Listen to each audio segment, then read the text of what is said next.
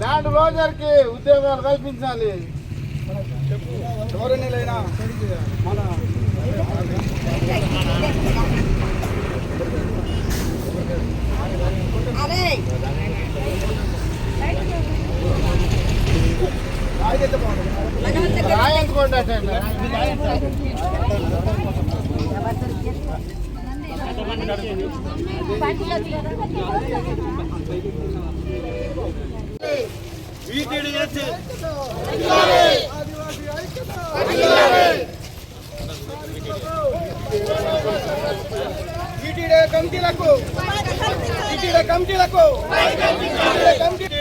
సొసైటీలకు ఉపాధి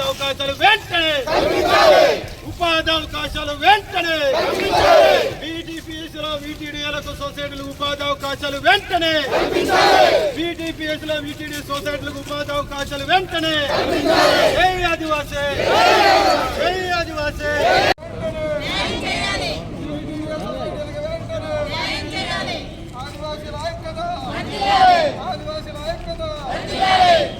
ఉద్యోగాలు వస్తాయి, అభివృద్ధి జరుగుద్ది అనేటువంటి ఒక ఆలోచనతో ఇక్కడ పబ్లిక్ మీటింగ్ లో కేసీఆర్ గారు అనౌన్స్ చేసినటువంటి విషయాలు, భూమి కోల్పోయిన ప్రతి ఒక్కరికి భూమి ఇస్తాం, లేదా భూమి ఖరీదు 5 రెట్లు మార్కెట్ రేటు పెంచిస్తాం అని చెప్పి అనటం. ఈ నిర్వాసితులు ఎవరైతే ఉన్నారో ఆ కుటుంబంలో 18 సంవత్సరాలు దాటిన ప్రతి ఒక్కరికి 5,50,000 ప్యాకేజ్ ఇస్తామన్నారు. ఒక్కొక్క ఇంటికి ఒకరికి ఉద్యోగం ఇస్తామన్నారు. అట్లనే బీటీపీఎస్ లో ఉన్న అన్ని వర్కులు, సివిల్ కానీ, మెకానికల్ కానీ, technical, non technical labour works అన్ని కూడా ఈ యొక్క వీటీడీఏలు ఫామ్ చేసి, అంటే వీటీడీఏ అంటే విలేజ్ ట్రైబల్ డెవలప్మెంట్ ఏజెన్సీ, ఒక సంఘం ప్రతి గ్రామానికి ఏర్పాటు చేసి వాళ్ళకే జీవనోపాధి కోసం మరి పనులు ఇస్తామని చెప్పారు. అట్లనే ప్రతి ఒక్కరికి గృహ నిర్మాణాలు చేసి డబుల్ బెడ్రూమ్ ఇస్తామన్నారు. అట్లనే జీవనోపాధి కోసం ప్రతి నెలకు 5,000 చొప్పున 20 సంవత్సరాల వరకు పోషిస్తామన్నారు. మరి ఇవన్నీ వదిలేసి ఫ్యాక్టరీ కట్టారు. 2021లో ఓపెనింగ్ కూడా అయింది. ఇప్పటికి 4 సంవత్సరాల నుంచి ఫ్యాక్టరీ నడుస్తుంది. ఆదివాసులు మాత్రం మర్చిపోయారు. ఆదివాసులు దాదాపు 1,100 మంది ఆదివాసుల భూములు 2,675 ఎకరాల్ని కబ్జా చేసుకున్నారు. వీళ్ళ పట్టాలన్నీ కూడా అసైన్మెంట్ కానీ, గవర్నమెంట్ భూమి కానీ, ఈ ప్రాంతంలో అనేక ఊడాలు, దాదాపు పగడేరు, రామంజవరం, కొండాయిగూడెం, సాంబాయిగూడెం, దమ్మకపేట, బొమ్మరాజపల్లి, సీతారాంపురం, ఉప్పాక, పోతురెడ్డిపల్లి, ఈ గ్రామాలు అన్ని కూడా 2,600 ఎకరాలు కబ్జా చేసుకొని మీకు ఇస్తామంటే ఆదివాసీ పాపం ముద్దు బిడ్డలు, అమాయకులు చేతులు ఎత్తారు, చప్పట్లు కొట్టారు. గ్రామ సభలో తీర్మానం చేసి ఇచ్చారు, ఫ్యాక్టరీ పెడితే మేము అభివృద్ధి చెందుతామని. కానీ ఆ భూములలో భూములు హ్యాండ్ ఓవర్ అయినాక గిరిజన పట్టాలు పక్కన పెట్టి ఆ భూములలో గిరిజనేతల పేర్లు ఎక్కించారు. ఎట్లా ఎక్కించారు? రికార్డు మార్చారు.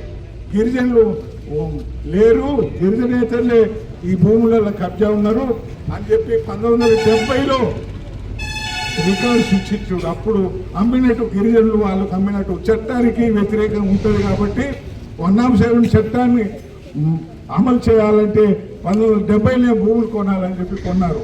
1970లో అసలు చిక్కుడుగుట్ట ఊరు లేదు, దమ్మకపేట లేదు, సాంబాయిగూడెం లేదు, పోతురెడ్డిపల్లి లేదు. మరి ఈ ఊళ్ళని అప్పుడు కికారణ్యం మీ అందరికీ తెలుసు. అప్పుడు ఈ రోడ్డు కూడా లేదు. ఆ రోజుల్లో భూములు కొన్నారని చెప్పి దొంగ రికార్డులు సృష్టించారంటే దీన్ని మనం సహించేది లేదు. ఖచ్చితంగా ప్యాకేజీలు ఇవ్వాల్సిందే, భూమి ఖరీదు ఇవ్వాల్సిందే. వాళ్ళు ప్రకటించినటువంటి ఏదైతే ప్యాకేజీలు ఉన్నాయో అవన్నీ కూడా ఇవ్వాలా. మొట్టమొదటిగా దీంట్లో చూస్తే ఆదివాసులు ఆఖరికి చిట్ట చివరికి సీతక్క మంత్రి గారిని కూడా మీటింగ్ చేస్తాం. గేట్ ముందు కొమరం దేవి విగ్రహాన్ని ప్రారంభం పేరుతో ఆమె రప్పించి ఇవన్నీ కూడా చెప్పాం. ఖచ్చితంగా న్యాయం చేస్తా, ముఖ్యమంత్రి దగ్గరికి మీ అందరికి పట్టుకుపోతా అన్నా, నువ్వు పెద్దోడు నిలబడు, వాళ్ళకి న్యాయం జరిగే వరకు పోరాటం చేయమన్నారు. ఏమి పోరాటం, అలసిపోయినాం. పోరాటం చేసి ఆదివాసుల కోసం అనేక బాధలు పడేటువంటి మరి మాలాంటి వాళ్లకు మరి అలసట ఉంది. అందుకని ప్రభుత్వం దిగి రావాలా. ముఖ్యంగా బీటీపీఎస్ మరి చీఫ్ ఇంజనీరు మా ఆదివాసీ సమాజానికి చెందిన వ్యక్తి. మరి ఆదివాసీ పేరుతో మరి ఆదివాసులకు న్యాయం చేయాల్సిన బాధ్యత ఆయనకు ఉంది. అందుకని మరి ఆయన కూడా పట్టించుకునే పరిస్థితి లేదు. కేవలం ఈ చూడండి, ఈ పేపర్లు చూస్తే ఎంత బాగున్నాయో చూడండి. ఒక్కొక్కసారి బీటీపీఎస్లో అధికారి స్టాండ్ వాటిలో అక్కడ మన ఇది విద్యుత్ సాధనలో మరి 60 లక్షల టన్నుల బూడిద ఉంది. ఈ టెండర్ పెట్టి ఇస్తానంటాడు. ఏమి ఆదివాసులకు ఇవ్వకూడదా? వీటీడీఏలు సొసైటీలు ఎందుకు చేసినట్టు ఆనాడు కలెక్టర్ వీళ్ళంతా ఆ యొక్క జీవో ఇష్యూ చేసి వాళ్ళకి ఎలా చేయమని చెప్తే 2018 నుంచి ఇప్పటి వరకు ఒక్క పని కాదు కదా, ఒక్క వర్క్ కాదు, ఎలా చేయకుండా ఈ యొక్క అడ్మినిస్ట్రేషన్ ఇక్కడ ఉన్నటువంటి సీఓ ఇంత ముందు కానీ ఈయన కానీ ఆ వర్కులు అమ్ముకొని గిరిజన నేతలకు బినామీ వాళ్ళకు డబ్బు కమ్ముకొని ఆదివాసులకు అన్యాయం చేస్తున్నారు. అందుకనే ఆదివాసులకు ఖచ్చితంగా వీటీడీఏ ద్వారా ఇప్పుడు ఉన్నటువంటి ఎన్ని వర్కులు ఉన్నాయో ఆ వర్కులను కూడా ట్రైబల్ సొసైటీలకు ఇవ్వాలనేది ఫస్ట్ డిమాండ్. అట్లనే భూ నిర్వాసితులకు కొంతమందికి ఇచ్చారు. 1100 మంది ఆదివాసులు ఉంటే 306 మందికే ప్యాకేజీలు గుర్తున్నాయి. మిగతా 800 మంది ఆగమైపోయారు. అందుకనే మరి వాళ్ళకు కూడా మరొకసారి రీసర్వే చేసి ప్రభుత్వం ద్వారా వాళ్ళకు ప్యాకేజీ, ఇంటికి ఒక ఉద్యోగము, భూమికి బదులు భూమి, ఈ ఏదైతే వాళ్ళు 6 పాయింట్ అభివృద్ధి కోసం ఈ ఆదివాసుల కోసం మేము ఇస్తామని చెప్పి మరి కేసీ గారు అనౌన్స్ చేశారు. ఆనాటి ముఖ్యమంత్రి కేసీఆర్ గారు మరి ఆ యొక్క అనౌన్స్మెంట్ని ఖచ్చితంగా ఏ ప్రభుత్వం వచ్చినా, కాంగ్రెస్ వచ్చినా, బీజేపీ వచ్చినా, ఇంకోటి వచ్చినా, లేకపోతే టీఆర్ఎస్ మళ్ళీ వచ్చినా ఈ ఆదివాసులకు న్యాయం జరుగుతుందో లేదో అనేటువంటి అధైర్యంతో మరి ఆదివాసులు ఉన్నారు. వాళ్ళని రక్షించాల్సిన బాధ్యత ప్రభుత్వం మీద ఉంది.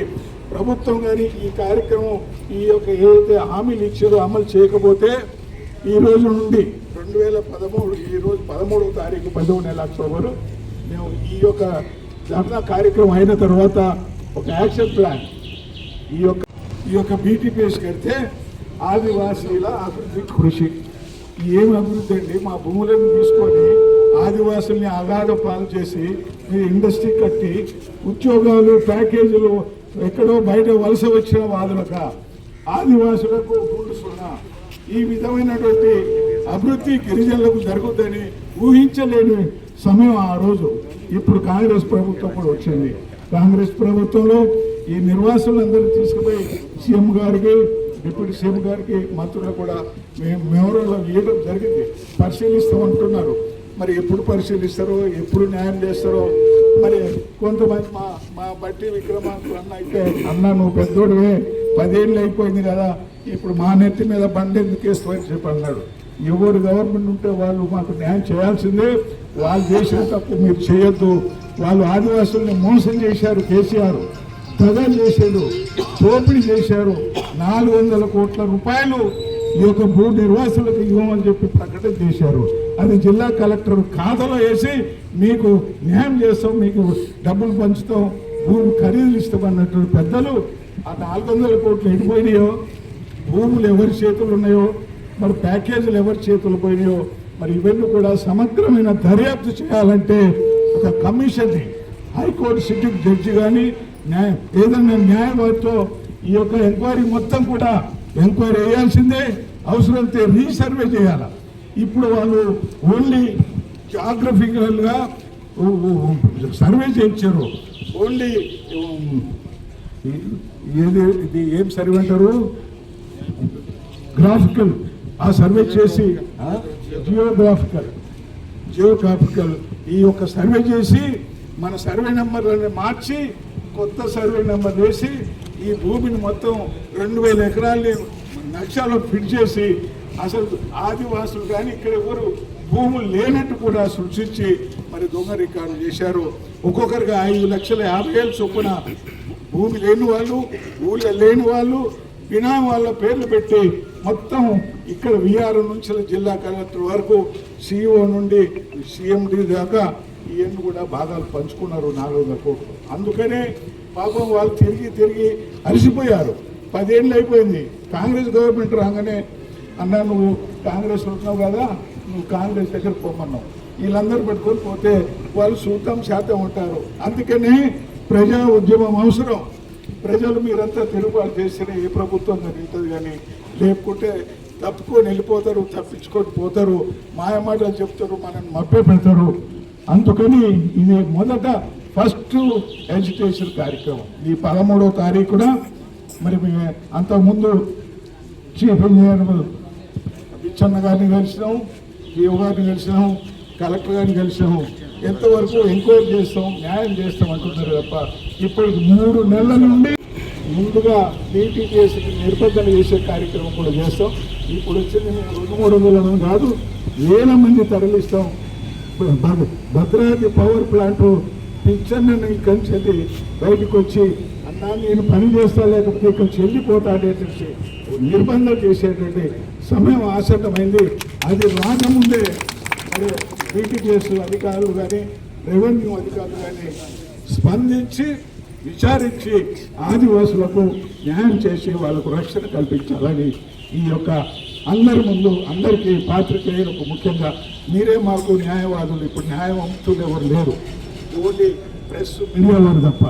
అందుకని దయతో ఈ ఆదివాసుల మీద ప్రేమ చూపెట్టి మా యొక్క డిమాండ్లని అమలు చేయాలని చెప్పి నేను మనవి చేస్తూ మీ అందరికీ సమానంగా ఆదివాసులకు మరొకసారి వందనాలు చేస్తూ జై ఆదివాసి.